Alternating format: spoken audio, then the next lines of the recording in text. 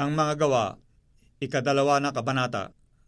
At nang dumating nga ang araw ng Pentecostes, silang lahat ay nangagkakatipon sa isang dako, at biglang dumating mula sa langit ang isang ugong, na gaya ng sa isang humahagibis na hangin malakas, at pinuno ang buong bahay na kanilang kinauupuan, at sa kanila ay may napakitang mga dilang kawangis ng apoy, na nagkakabaha-bahagi, at dumapo sa bawat isa sa kanila.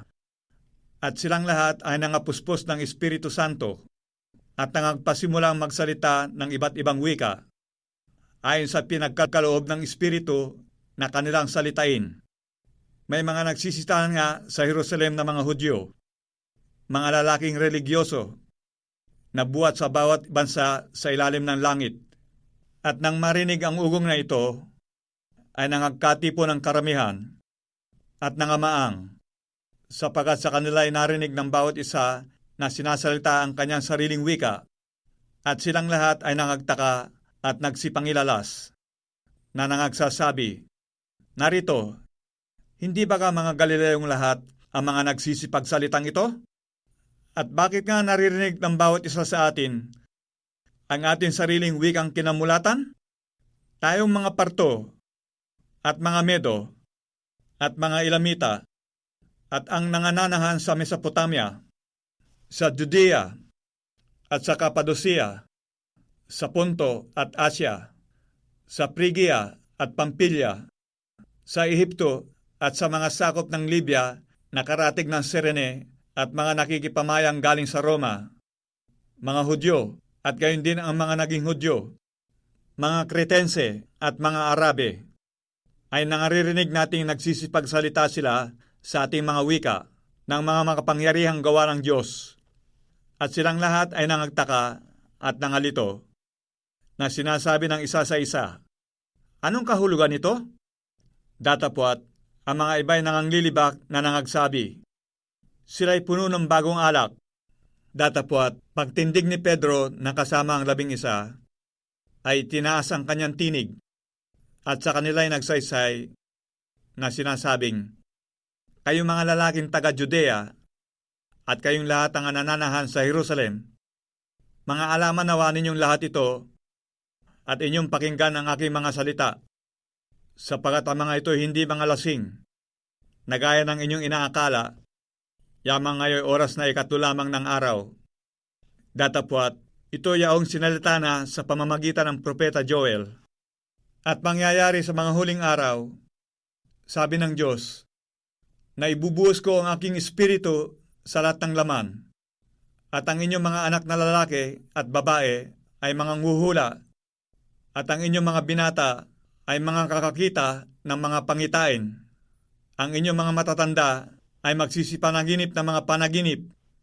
Oo, sa aking mga lingkod na lalaki at sa aking mga lingkod na babae, sa mga araw na yaon, ibubuhos ko ang aking espiritu at magsisipanghula sila, at magpapakita ako ng mga kababalaghan sa langit sa itaas, at mga tanda sa lupa sa ibaba, dugo at apoy, at singaw ng usok.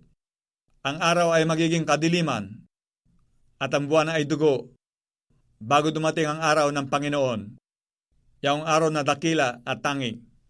At mangyayari na ang sinumang tumawag sa pangalan ng Panginoon ay maliligtas. Kayong mga lalaking taga-Israel, pakinggan ninyo ang mga salitang ito. Si Jesus na taga-Nazaret, lalaking pinatunayan ng Diyos sa inyo sa pamamagitan ng mga gawang makapangyarihan at mga kababalaghan at mga tanda na ginawa ng Diyos sa pamamagitan niya sa gitna ninyo. Gaya rin ang nalalaman ninyo, siya na ibinigay sa takdang pasya at paunang kaalaman ng Diyos, kayo sa pamamagitan ng mga kamay ng mga katampalasan ay inyong ipinako sa krus at pinatay, na siya'y binuhay na maguli ng Diyos pagkaalis sa mga hiratayan, sapagat hindi maaari na siya'y mapigilan ito. Sapagat sinasabi ni David tungkol sa kanya, "Nakita kong lagi ang Panginoon sa aking harapan, sapagat siya'y nasa aking kanang kamay, upang wag akong makilos. Dahil dito'y nagalak ang aking puso at natuwa ang aking dila, pati naman ang aking laman ay mananahan sa pag-asa, sapagat hindi mo iiwan ang kaluluwa ko sa Hades. Nititisin man na ang iyong banal ay makakita ng kabulukan. Ipinakilala mo sa akin ang mga daan ng buhay. Pupuspusin mo ako ng kagalakan sa harap ng iyong muka. Mga kapatid, malayang masasabi ko sa inyo ang tungkol sa patriarkang si David, na siya'y namatay at inilibing, at nasa atin ang kanyang libingan hanggang sa araw na ito. Palibhasa nga'y isang propeta, at sa pagkaalam na may panunumpang isinumpa ng Diyos sa kanya, na sa bunga ng kanyang baywang ay iluluklok niya ang isa sa kanyang luklukan. Palibhasa ay nakikita na niya ito, ay nagsalita tungkol sa pagkabuhay na maguli ng Kristo, na siya hindi pinabayaan sa Hades, ni ang kanyang mga katawan ay hindi nakakita ng kabulukan. Ang Jesus na ito ay binuhay na maguli ng Diyos, at tungkol dito ay mga saksi kaming lahat. Palibhasa nga ay pinarangal ng kanang kamay ng Diyos, at tinanggap na sa Ama ang pangako ng Espiritu Santo, ay ibinuhos niya ito na inyong nakikita at naririnig, sapagat hindi umakyat si David sa mga langit.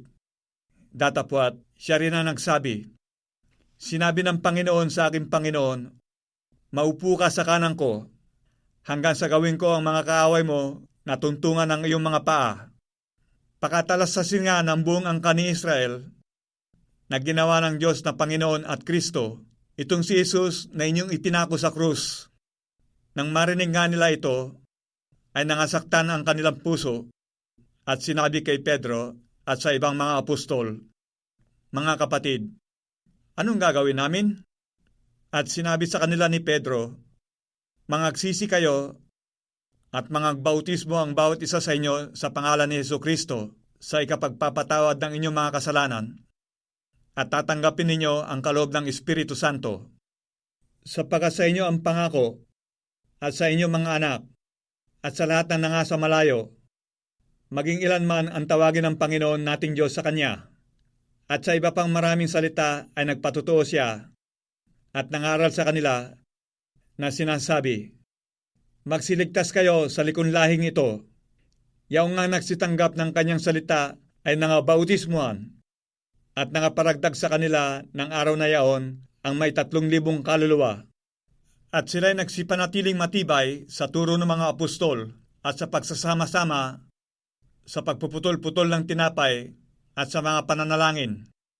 At ang takot ay dumating sa bawat kaluluwa at ginawa ang maraming kababalaghan at tanda sa pamamagitan ng mga apostol. At ang lahat ng mga nagsisampalataya ay nangagkakatipon, at ang lahat nilang pag-aari ay sa kalahatan.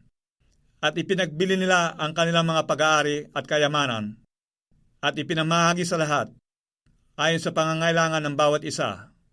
At sa araw-araw sila nagsisipanatiling matibay sa pagkakaisa sa templo, at sa pagpuputol-putol ng tinapay sa bahay-bahay, at nagsisikain sila ng kanilang pagkain na may galak at may katapatan ng puso, na nangagpupuri sa Diyos at nangagtatamo ng palingap ng buong bayan, at idinaragdag sa kanila ng Panginoon araw-araw yaong nangaliligtas.